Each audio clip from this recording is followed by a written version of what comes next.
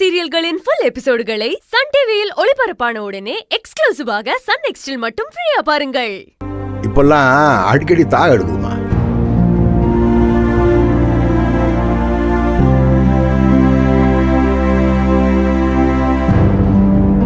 நாளைக்கு கோர்ட்டுக்கு வந்து அண்ணிங்க மேல இருக்கிற கம்ப்ளைண்ட்டை வாபஸ் வாங்கணும். யார்கிட்ட சொல்ற? உங்கள்கிட்ட தான் சொல்றேன். ஏங்கிட்டியா? எப்பவும் அண்ணன் சொல்லி ஆரம்பிப்ப, இப்ப கட்டாயிருச்சாக்க? அது சரி.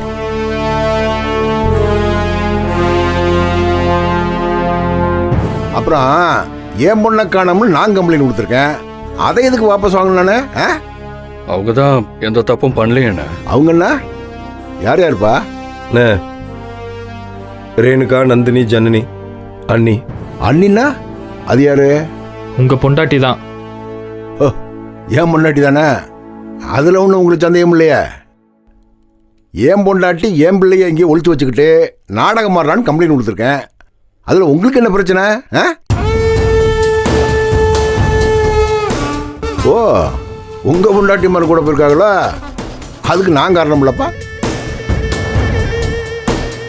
என் பொண்டாட்டியோட சேர்ந்து உங்க பொண்டாட்டியை சுத்தி தெரிஞ்சிருக்காளுங்க. போலீஸுக்கு சந்தேகம் வந்துருச்சு, பிடிச்சு கொண்டு கஸ்டடியில் வச்சிருக்கேன். இதுல ஏன் தப்புன்னு இருக்கு? குடும்பம் மானம் போதுண்ணே, தயவு செஞ்சு அதை யோசிங்கண்ணே. யாராவது இந்த வீட்டு பொருளாளர் ஜெயிலுக்கு அனுப்புவாங்களே? எங்கேயாவது இப்படி நடக்குமாண்ணே? ஏன்பா நடக்காது? நீ எந்த உலகத்தில் இருக்க? டிவிலாம் பார்க்கறது இல்லையே? நீ நியூஸ் பேப்பர்லாம் படிக்க மாட்டியா? என் புருஷன் என்னை குடும்பம் பொறுத்துறான்னு பொண்டாட்டி கம்ப்ளைண்ட் பண்ணுறா.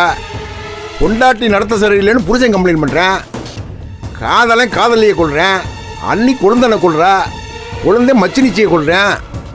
எல்லாம் இங்கே தான் நடக்குது. என்ன இவ்வளவு நாள சுற்றி நடந்துக்கிட்டு இருந்துச்சு, இப்போ வீட்டுக்குள்ளேயே நடக்குது. அவ்வளோதான். எங்க வேணாலும் நடக்கட்டுண்ணே, இங்க நடக்கக்கூடாது.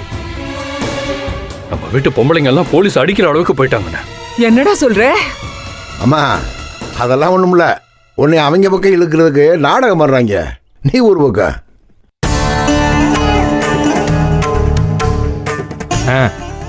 உங்களுக்கு கொஞ்சம் கூட ரத்தம் கொதிக்கலையானே? என்னப்பா என்ன சொன்ன? ரத்தமா? கொதிச்சிச்சுடா. ஒரு காலத்தில் ரொம்ப கொதிச்சிச்சு. எனக்கு 13 வயசு ஆகிறப்போ எங்கள் அப்பன் தேர்க்கால் விழுந்து சாகிற போது நீங்கள்லாம் நண்டு சுண்டுமா இருந்தீங்கடா. என் கையில் பிடிச்சி கொடுத்துட்டு அவன் போயிட்டான். பள்ளிக்கூடத்துக்கு போய்கிட்டு இருந்த நான் பாட புத்தகத்தெல்லாம் தூக்கி போட்டுட்டு கலப்பையை பிடிக்கிறது, டீ கிளாஸுகள் வருது, நான் பார்க்காத வேலை இல்லைடா. ஏன்னா என் தம்பிமாரை காப்பாற்றணும்னு ரத்தம் கொதிச்சிச்சு. அதுக்காக எல்லா வேலையும் பார்த்தேன். படுத்து தூங்க சொந்த வீடு இல்லைன்னு ஊர்க்காரங்கெல்லாம் கிண்டல் அடிச்சாங்க. என் தம்பிமார பெரிய வீட்டை கட்டி குடியமத்தணும்னு விட கட்டினேன்.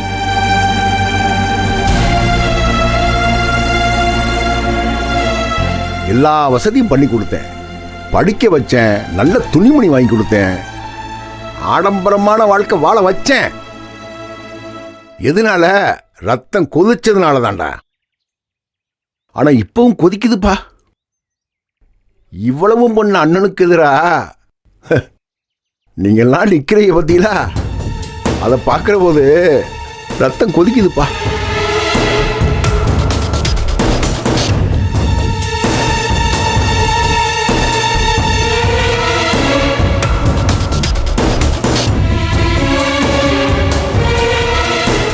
இங்க பாருங்கடா, எல்லாரும் நாளைக்கு கோர்ட்டுக்கு வாங்க.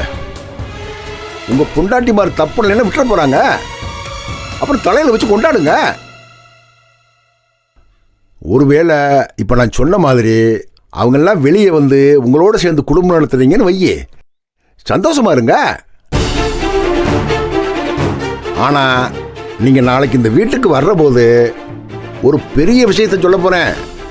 அப்ப நீங்க எல்லாம் தாங்குவீங்களான்னு பார்ப்போம்.